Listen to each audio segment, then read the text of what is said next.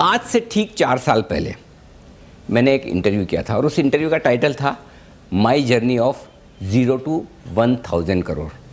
मेरी यात्रा नहीं, किसी और की यात्रा थी। और अगर मैं आपको ये कहूँ, ये यात्रा पिछले 4 सालों में 1000 करोड़ से बढ़कर 2000 करोड़ हो गई। तो आप तो जानना चाहेंगे कि भाई ऐसा कौन शख्स है, ऐसा व्यक्तित्व कौन है जिसने पिछले 4 सालों में 1000 से 2000 करोड़ की यात्रा की है। लेकिन एक चीज़ समझ लीजिए, लगता भले ही है कि 4 साल में पैसे दुगने हो गए, 1000 से 2000 करोड़ हो गए, लेकिन इसके पीछे है बड़ी लंबी कहानी, कड़ी मेहनत, और वो भी कोई 1, 2, 4, 5 साल की नहीं, पूरे 25 साल की। जी हाँ, हिंदुस्तान के सबसे बड़े वेल्थ क्रिएशन गुरु रामदेव अग्रवाल साहब, इनकी कहानी की मैं बात कर रहा हूँ। और पिछले 25 सालों में 25 बेहतरीन wealth creation studies Ramdev Agrawal साहब ने किए, और अब इस खास मौके पर उन्होंने एक बेहतरीन किताब लिखी है। और इस किताब को मैं नाम अपनी तरफ से जो देना चाहता हूँ वो है वेल्थ क्रिएशन की बाइबल। जी हाँ, आप पढ़ेंगे तो आप दंग रह जाएंगे कि क्या एक किताब में इतना सारा ज्ञान हो सकता है। बस इसी किताब पर और वेल्थ क्रिएशन के इस स्टडी के 25 साल पूरे होने पर हम बातचीत करेंगे मोतीलाल ओसवाल फाइनेंशियल सर्विसेज के फाउंडर और मैनेजिंग डायरेक्टर रामदेव अग्रवाल साहब से। सर, बहुत बहुत स्वागत है, धन्यवाद आपका। आपने मुझे चुना इस इतनी बेहतरीन किताब जो आपने लिखी, मतलब इसे किताब तो मैं कह ही नहीं सकता, किताब तो बहुत हल्का शब्द है, ये ग्रंथ है। ये स्टॉक मार्केट में जो लोग निवेश करना चाहते हैं उनके लिए ग्रंथ है, पूरे 88 पेज का, और मैंने 2 बार पढ़ी है। इसीलिए मैंने आपसे इंटरव्यू के लिए काफ़ी समय मांगा। मैंने कहा थोड़ा और समय दें सर, थोड़ा और समय दें। और वाकई में जो आपने किताब लिखी गज़ब है। कहाँ से आइडिया आया, पहले इसके बारे में बताएं सर। देखिए, हमने वेल्थ क्रिएशन स्टडी चालू किया 95-96 में जी। सो उस समय, अब 95-96 मतलब आप सोचिए 25 साल पहले हम भी बच्चे थे, समझ लीजिए आप जी। और नए नए मतलब कंपनी बनी थी, तो हमने बोला कुछ तो करें। तो फिल फिशर की बुक जो थी कॉमन स्टॉक अनकॉमन प्रॉफिट जी, तो उसमें लिखा था कि भाई when you enter the market first you must try to understand how money has been made in any markets, मतलब किस कंट्री में कैसे पैसे बनते हैं। हर कंट्री में हर बिजनेस में पैसे नहीं बनते। जैसे 2 व्हीलर कंपनी इंडिया में पैसे बनाते हैं, दुनिया में कहीं नहीं बनता पैसा। ओके, है ना। डिजिटल कंपनी अमेरिका में पैसे बनाते हैं, दूसरी जगह नहीं बनते। कोई हर जगह का अपना एक बेसिक एडवांटेज होता है। जैसे आईटी कंपनी, जैसे यहाँ पर इन्फोसिस, टीसीएस, तो यहाँ जो तूफान है आईटी कंपनीज का, आईटी सर्विसेज कंपनीज का, वो दूसरे पार्ट ऑफ द वर्ल्ड में नहीं है। वहाँ they are dying. So you have to understand which are the companies, which are the businesses, वो यहाँ पैसे बना रहे हैं। तो हम बोले कि भाई चलो एक ऐसी स्टडी करते हैं, ये देखें कि पिछले 5 साल में किसने पैसे कमाए और क्यों कमाए, वो कंपनी क्या है। तो उसी कारण से हमने ये स्टडी चालू की। लेकिन पिछले 4 सालों में आपकी वेल्थ तो दुगनी हुई है मार्केट में। तो वैसे ये पूरी कहानी जो अगली ये पूरा शो है उसी पर मैं आधारित करके आपसे बातचीत भी करूँगा। लेकिन ऐसा क्या खास अलग से आपने पिछले 4 सालों में किया है? नहीं, 4 साल तो बहुत नॉर्मल बीते। इनफैक्ट हमें 4 साल में भी आपका ये क्रैश भी हुआ बीच में जी। सो वो एक बहुत बड़ा एक ये होता है, क्या नाम है, इवेंट होता है जी। हर पोर्टफोलियो में, जो लॉन्ग टर्म पोर्टफोलियो होता है उसमें हर 5 साल 10 साल में एक ऐसा बड़ा कट आता है 50-60% का।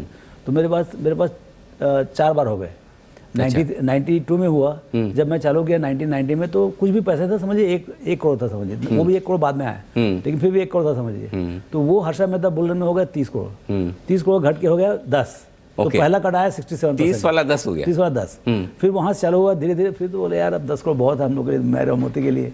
हम दोनों मेहनत किया, और जब Y2K आया, सॉफ्टवेयर का जब बूम हुआ, उसमें 10 का 100 हो गया। वाह। मतलब जो हम कमाए, जो 2-4 करोड़ रुपए जो कमा रहे थे, वो भी उसमें डाल रहे थे, तो 10 का 100 हो गया। फिर 2003 में जब कोलैप्स हुआ Y2K बूम का, तो 30 वापस। हाँ यार, ये तो बड़ा मुश्किल है, मतलब जितना चलो उतने 10 साल का फिर वहीं खड़े हो जी। फिर उसके बाद जो है, फिर वापस हम लोग थोड़ा डिप्रेस हो समय महीना 15 के लिए। फिर बोले आता तो कुछ है नहीं दूसरा, है ना, आप निकम्मे हो शेयर में आने के बाद। तो हम लगे रहे, मोतीलाल को बनाते रहे। फिर आया कमोडिटी बूम 2003 से 2008 का। यस। उसमें हम हो गए 550 करोड़ का हो गया वो पोर्टफोलियो। कंपनी को छोड़ दिया, आप कंपनी अलग है, मोतीलाल ओसवाल कंपनी। ये जो हमारा और मोती का जो पर्सनल इन्वेस्टमेंट पोर्टफोलियो था जी, वो हो गया 550, 30 से 550। वापस कोलैप्स हो गया, फिर आधा हो गया, फिर 100 हो गया। बोला यार ये बहुत तकलीफ वाला काम है समय ना। फिर उसके बाद फिर लगे रहे। अब जाके जो है ये फरवरी 2020 में ये हो गया था 1850। तो मेरे को लग रहा था भाई चौथा बुलावा आ गया करके समय। अच्छा। कलकत्ता में बात कर रहे चौथा बुलावा आ गया, वापस कोलैप्स। फिर वापस मेरे ख्याल से इस बार 40-45% गिरा, 1150 के आसपास पहुंचा। अब वो 1150 भी बढ़ के 2000 करोड़ के ऊपर हो गया। तो सर ये चीज़ बताइए कि जब आपको पता भी है और वो एक सिक्स सेंस भी आता है कि भाई बहुत हो गया, तो जब ये फॉल इतना तेजी से आता है तो उस समय अपने आप को मजबूत कैसे रखना है? अब तो मजबूत है। अब क्या मजबूती थे? मजबूत तो उस समय होना था जब शुरू में, जब पैसे कम थे। अब तो इतना पैसा भाई गिर के भी कितना गिरेगा ना, 50% गिरा लोगे, लेकिन उससे ज़्यादा क्या कर लोगे? मुझको मालूम है जो गिरता है वो सीधे fall is temporary, up is permanent. तो जो 2000 से 1000 हुआ तो मेरे मालूम है 2000 तो ऐसे देखते देखते हो जाएगा। इतना नहीं, ये नहीं मालूम था कि मार्च के अंदर में हो जाएगा करके, समझे ना? ये इतना 6 महीने के अंदर में ऐसा वर्टिकल टेक ऑफ आएगा, ये नहीं मालूम था मेरे को। लेकिन इतना मेरे को मालूम था कि साल 6 महीने में वापस आ जाता है, ठीक हो जाएगा। और वहाँ से फिर चालू होगा जर्नी। तो 7-8 साल की भी फुर्सत हो तो हमारा क्वारंटाइन हो गया, समझिए पोर्टफोलियो क्वारंटाइन हो गया। अभी 7-8 साल के लिए आप अच्छे हो, मतलब करेक्शन आएगा, कोलैप्स नहीं आएगा। हाँ, कोलैप्स नहीं होगा, बुरी तरह से मरेंगे नहीं। हाँ। तो आपने कहा कि मंदी टेम्परेरी है, तेजी परमानेंट है। हाँ। लेकिन ये जो पिछले 4 फॉल की कहानी आपने बताई, इसमें एक चीज़ समझ में आती है, जो आपका मंत्र है, बाय राइट सिट टाइट, शांति से लेके बैठ जाओ, ये तो ऊपर नीचे होता रहेगा। एक तो पहली बात क्या है, आपके पास 100 रुपये है, आप डिसाइड करो भाई मेरे को कितना इक्विटी में डालने का है जी। और उसके बाद फिर मस्ती मत करो। मतलब यदि मान लो 100 डालने का तो 100 के 100 इक्विटी में बैठे रहो। क्योंकि बाजार में क्या है, यदि आप 5-7 दिन जो अच्छे से अच्छे दिन होते हैं पूरे 365 में, उस दिन यदि आप नहीं रहे बाजार में तो आप समझ लो you are worse than bonds. 5 best days if you are not there in the market, मतलब आपका रिटर्न जो है ना बॉन्ड से खराब आएगा। करेक्ट। तो मेरे को 5 दिन कैप्चर करने का है। अब वो क्या तरीका 5 दिन कैप्चर करना है? कोई चार्ट देके तो हो नहीं सकता वो। आप पूरे के पूरे यदि 220 दिन ट्रेडिंग हो रहा है, 365 दिन, 365 दिन आप वहीं बैठे रहो आप। तो जो शिव जी के टेम्पल में कोई भी आएगा सब दिखेगा, समझे ना? मैं नंदी बैल की तरह बैठा रहता हूँ। बिल्कुल, तभी प्रभु के दर्शन होते हैं। प्रभु के दर्शन पक्के होने वाले हैं। सामने शिव जी के सामने बैठे हैं। अच्छा, तो आपने कहा कि जो कुछ लेना है अच्छा लेना है, लेके बैठे रहो। तो ये जो खरीदने की प्रोसेस है, ये प्रोसेस आप 25 सालों से पढ़ रहे हैं और हमें भी पढ़ा रहे हैं, राइट? जो वेल्थ क्रिएशन स्टडीज जो आपकी चल रही है, और हर साल इंतज़ार रहता है मुझे भी और सब लोगों को कि इस बार रामदेव सर क्या लिखेंगे। लेकिन इस बार आपने जो लिखा है, 25 साल पूरे हुए हैं, तो पूरे 25 साल के एक साथ आपने बुक बनाई है और वो लिखा भी है। मैं उस पर भी बात करूँगा। ये एक बड़ी इंटरेस्टिंग बुक रामदेव सर ने लिखी है, देखिए, द QGLP चेकलिस्ट। ये 25 सालों की पूरा इतिहास है। तो ये 25 सालों का एक साथ इतिहास लिखने का ख्याल कैसे आया? देखिए 24 तो हमने कर लिए थे, अभी 25वां के लिए हम सोच रहे थे अभी टाइटल क्या रखें। सब्जेक्ट तो बहुत मिलते हैं जी, क्योंकि हमको ऐसा लगता है कि हमको इतना ही आता है बाजार का और इतना कुछ बाकी है जानने का, तो सब्जेक्ट की कमी नहीं है। फिर बोले कि एक बार अभी थोड़ा रुकते हैं और ये देखते हैं कि हमने 24 साल में जो किया है उसको एक तो पहले कॉन्सोलिडेट करें। और अब ऐसा लगता है कि जो QGLP हमने लिखा था, मेरे ख्याल 2014 में लिखा है जी। हाँ, करीब 2014 के आसपास लिखा। 18-19वां स्टडी था जब हमने QGLP लिखा। लेकिन मैं लोगों से बोलता हूँ कि भाई आप QGLP स्टॉक खरीदो, तो हमेशा लोग पूछते हैं कि आप QGLP करते कैसे हो? है सिंपल, लेकिन कैसे करते हो? तो जैसे मेरे नए रिसर्च एनालिस्ट ज्वाइन करते हैं या कोई हमारे एसोसिएट्स हैं, ब्रोकिंग में है, फंड डिस्ट्रीब्यूशन में है, तो सब बहुत लोग आगे पूछते हैं, पर्टिकुलर यंग क्राउड जो कॉलेज से निकल रहे हैं, CA बन के आ रहे हैं, उनको ये नहीं मालूम कि QGLP अप्रोच कैसे करने का। तो मैं बोला चलो चेकलिस्ट बनाते हैं। उससे क्या है कि वो चेकलिस्ट पढ़ेंगे तो 80-90% उनको समझ में आ जाएगा कि थियोरेटिकल एस्पेक्ट क्या है। प्रैक्टिकल बाजार में आके बहुत अलग बात है। करेक्ट। कि हम बोलते हैं भाई अच्छी कंपनी खरीदो, अच्छा बिजनेस खरीदो, अच्छा क्या है, तो अच्छा क्या है। हाँ। तो उसमें हमने बताने की कोशिश की है, लेकिन उसको एक्चुअली प्रैक्टिस करना कि भाई आप पूरे 500 कंपनी का आप लिस्टिंग करो, अच्छा है खराब, बस खाली 2 चीज़। तो उसमें आपको दिखेगा कितना अच्छा है, मतलब आपको बिलीव नहीं होगा कितने अच्छी कंपनी है, बिजनेस कितने अच्छे हो सकते हैं और खराब बिजनेस कितना खराब हो सकता है। करेक्ट। तो जैसे ग्रेट गुड ग्रूसम वाला जो है, उसमें हमने ये बताने की कोशिश की, 2007 की स्टडी है बफेट साहब के बोलने से, कि मतलब businesses are good and very good and very bad.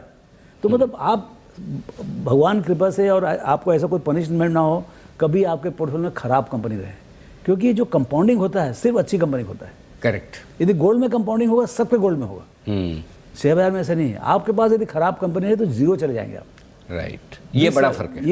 ये तो उससे बचना बहुत जरूरी है। सबसे पहला जो है ना, don't lose money, don't by bad company. मतलब मैं बफेट साहब ने बोला डोंट लूज मनी, मैं बोलता हूँ don't by bad companies. Rule number 1 don't by bad company, rule number 2 don't forget rule number 1। बिल्कुल 100%। और अच्छी कंपनी कैसे खरीदी जाए, हाँ। इसी पर 25 साल बिताए हैं रामदेव सर ने। 25 साल, 25 वेल्थ क्रिएशन स्टडी, और उस पर 25 सवाल। और ये 25 सवाल क्या है, कोई भी शेयर खरीदने के पहले आपकी चेकलिस्ट क्या होनी चाहिए, ये 25 सवाल इस किताब में आए हैं, इस पुस्तक में आए हैं। इन पर हम विस्तार से बातचीत करेंगे एक एक करके। और जो आपने इंटरेस्टिंग चेकलिस्ट बनाई है उसमें 5 अलग अलग तरीके की चेकलिस्ट हैं, उन पर मैं आऊँगा। उससे पहले थोड़ी बेसिक से शुरुआत करते हैं ताकि एक हमारे दर्शकों को बैकग्राउंड मिल जाए। आपने शुरुआत ही एक बहुत इंटरेस्टिंग चीज़ से की कि जिसमें मतलब पूरी दुनिया कंफ्यूज्ड है कि मैं इन्वेस्टर हूँ या ट्रेडर और स्पेकुलेटर हूँ। तो आपने यही पॉइंट शुरुआत के लिए क्यों चुना है, इन्वेस्टिंग वर्सेस स्पेकुलेशन? क्योंकि ये चीज़ जो है ना सिर्फ इन्वेस्टिंग में ही काम आती है जी। सी देखिए, एक तो क्या है, यदि बाजार में 10 लाख लोग हैं, 10 लाख तरीके हैं पैसे कमाने के जी। लेकिन वो 10 लाख लोग जो हैं उनकी 2 कम्युनिटी है, स्पेकुलेटर और इन्वेस्टर। तो स्पेकुलेटर कम्युनिटी से मतलब अच्छे नहीं खराब वाली बात नहीं है, उनसे कोई मतलब नहीं स्टडी का। स्पेकुलेटर के खाली प्राइस भगवान है, हमारे लिए ऐसा नहीं है, हमारे लिए वैल्यू भगवान है।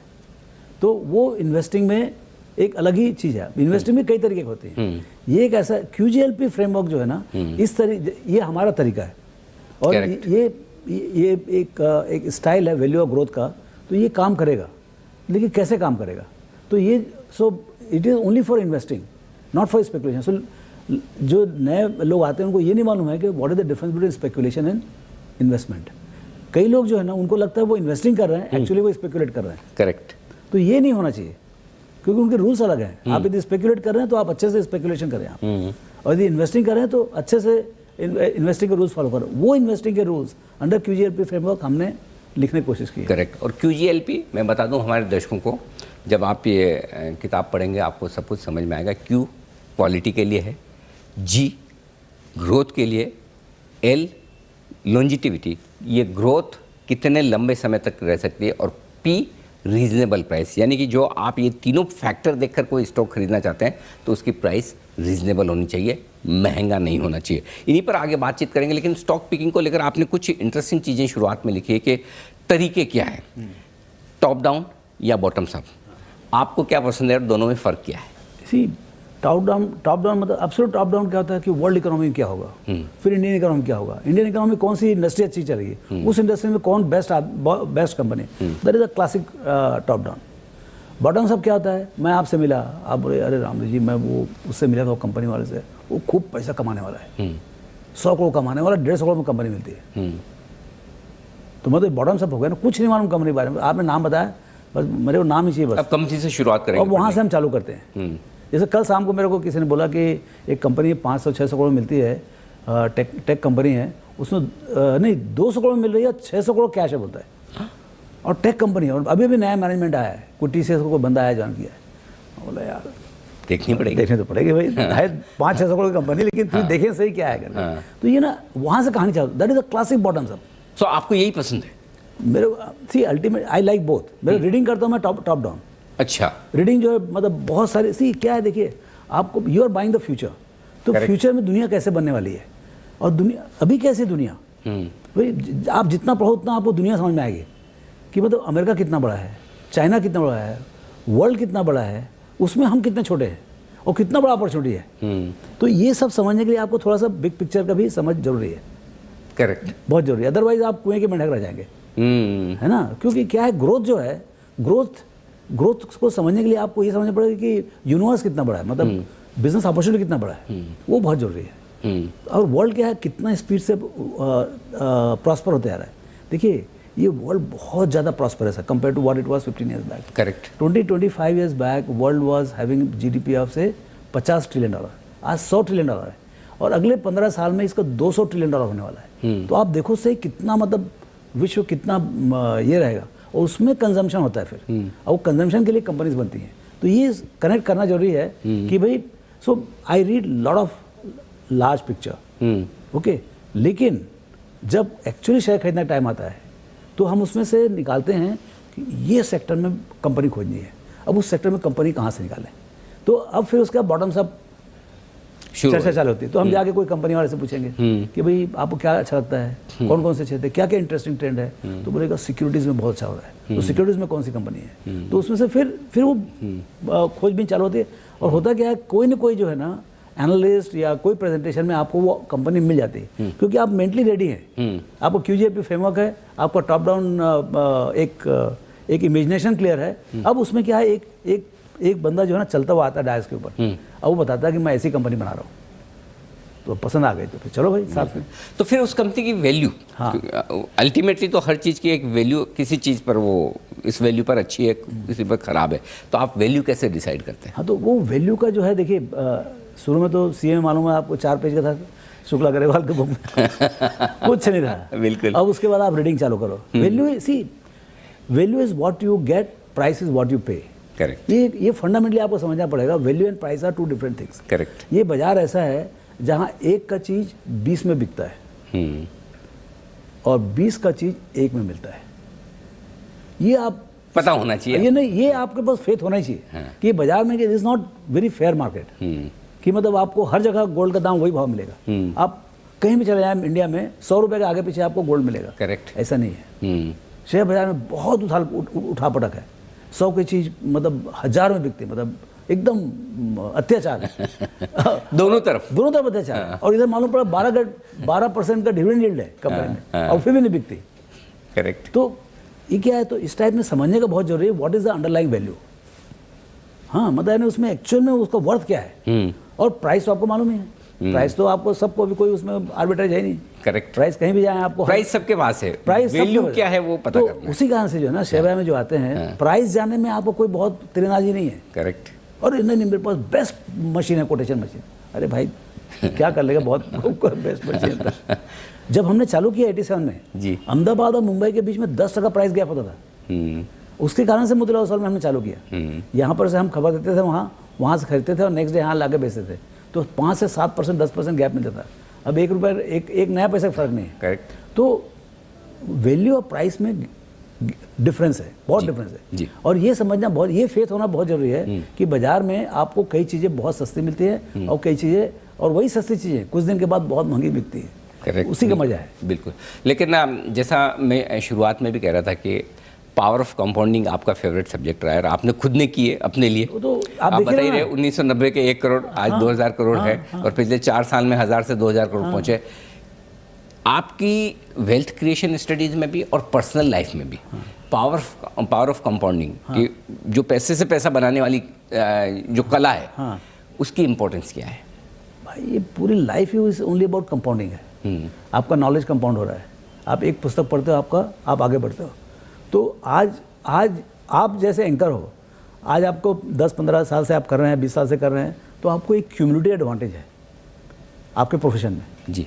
आज कोई नया आदमी आएगा, आपसे भी ज़्यादा ब्रिलियंट रहेगा, CA भी किया रहेगा और शायद MBA भी किया रहेगा, लेकिन वो काम नहीं कर सकता जो आप कर सकते हो। आपको एक तजुर्बा है कई चीज़ें करने का, कई चीज़ें नहीं करने का, आपके पास कॉन्टैक्ट्स हैं। सो वो जो क्यूमुलेटिव एडवांटेज आता है, जो हमने 150, 200, 250 पुस्तकें पढ़ ली, कई फैक्ट्री विजिट कर ली, कई मैनेजमेंट के बोर्ड रूम में गए, कई मैनेजमेंट हमारे बोर्ड रूम में आए, कई लोगों से, कई एनालिस्ट से हमारी बातचीत हुई है। तो वो चीज़ जो है ना, अच्छा आपने जो फाइनेंशियल स्टेटमेंट देखे हैं, हर बात दिन भर बैठे देखते रहो आप। आजकल तो इसमें ऐप में भी बहुत कुछ आता रहता है। तो ये जो हमारे पास एक जो तजुर्बा है कि भाई ये कंपनी वाले से 1 घंटा बात करो तो समझ में आता है ये लंबे रेस का घोड़ा है या गधा है। तो ये शुरू में आपको वो जजमेंट लेना पड़ता है। करेक्ट। कि भाई ये कंपाउंड अगले 20 साल में क्या बनेगा। जैसे इन्फोसिस में आप नारायण मूर्ति साहब से मिलते हैं 93-94 में, आधे घंटे में आप पागल हो जाते हैं। मतलब एक एनर्जी थी, एक वो अभी भी है उनमें, लेकिन उस समय की जो एक बात ही अलग थी। और वैल्यू माइग्रेशन का concept, so multiple concept has to be brought in. एक तो वो सब आपको आएगा, एक तरफ बिजनेस है, दूसरी तरफ मैनेजमेंट है, तीसरी तरफ लॉन्जिविटी है, चौथा ग्रोथ है, and then you get it at free of cost. Correct. तो ये जब ये पूरा मसाला आपको फ्री में मिल रहा हो, आप लेके बैठ जाओ। एब्सोल्युटली। और तभी आपको 4 फॉर्मूला लगाने होते हैं, वो है QGLP। तो आइए अब शुरुआत करते हैं QGLP की चेकलिस्ट की। इन 25 सालों की वेल्थ क्रिएशन स्टडीज़ के दम पर रामदेव सर ने 25 सवालों की एक चेकलिस्ट बनाई है। कोई भी शेयर खरीदने के पहले आप उस शेयर को इस 25 सवालों की चेकलिस्ट पर टिक करें। यस यस नो यस जो भी है।